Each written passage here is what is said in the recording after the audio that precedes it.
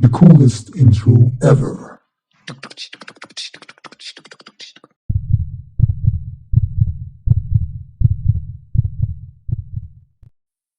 Hello again everybody, here I am with another video.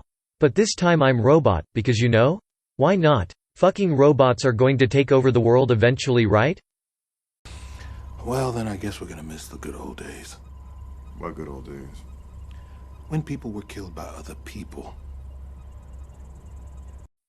So in this video I want to talk about what the fuck is going on in America right now. Let's have a look at the headlines for the past few days. CNN. Thousands in Michigan evacuate after 2 dams fail. CNN's Miguel Marquez is live in Midland County, Michigan, with more. What are you seeing, Miguel? Yeah, and a third dike may have broken just south of where we are. So last hour we were a few miles south of the Tillabassee River. We're now a little farther north. This is in Midland itself. That green metal roof you see out there, that would be the farmers market on a regular day. And this is how far it's come up into town. You can see inside this parking garage here that they've had to close it off, and it's starting to flood into this parking garage. They are at 34 feet right now. They expect to hit about 38 feet. They were saying 8 a.m., so in about an hour, but now it looks like it might be a little later in the day. If it hits 38 feet, that will be a 500-year event for this town. It will eclipse any records that they have going back 500 years for this area. This is also a slow-moving disaster within a slow-moving disaster. Thousands of people evacuated. They have 4 different centers set up for those evacuees.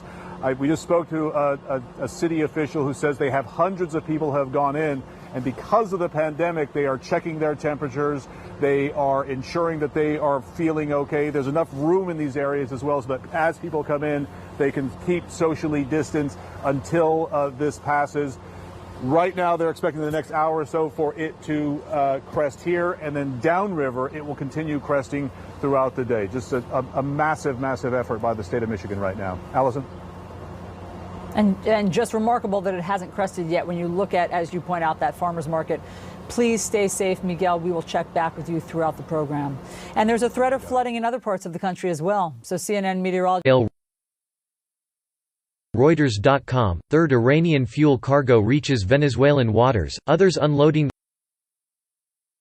The third cargo of an Iranian tanker flotilla carrying fuel for gasoline-thirsty Venezuela on Tuesday reached the nation's exclusive economic zone as the previous 2 were discharging at state-run PDVSA's ports, Refinitiv Icon data showed.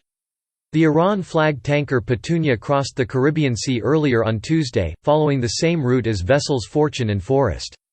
The Fortune arrived on Monday at a port serving PDVSA's El Palito refinery. I think American sanctions don't work no more, and honestly America should take care of their own people instead of sanctioning other countries. Oh, speaking of America, let's see what the good old Donald is doing these days. This was posted on Business Insider, the 24th of May 2020. Biden slams Trump in new campaign ad for playing golf over Memorial Day weekend as nearly 100,000 Americans have died. According to the Johns Hopkins University tracker, America's death toll is more than 97,000 and there have been 1.6 million confirmed cases of people with COVID-19 recorded.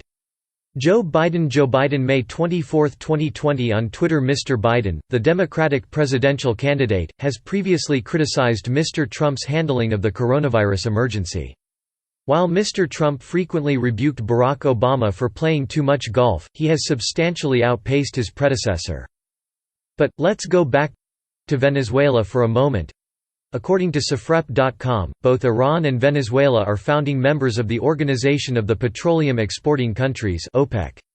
Comprised of 13 countries, OPEC is essentially an international cartel.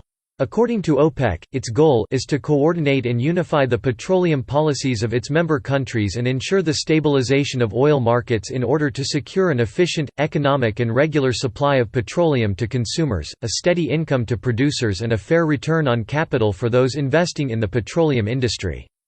Did you notice that? Let me repeat that sentence again: a steady income to producers and a fair return on capital. Yeah, exactly, fair.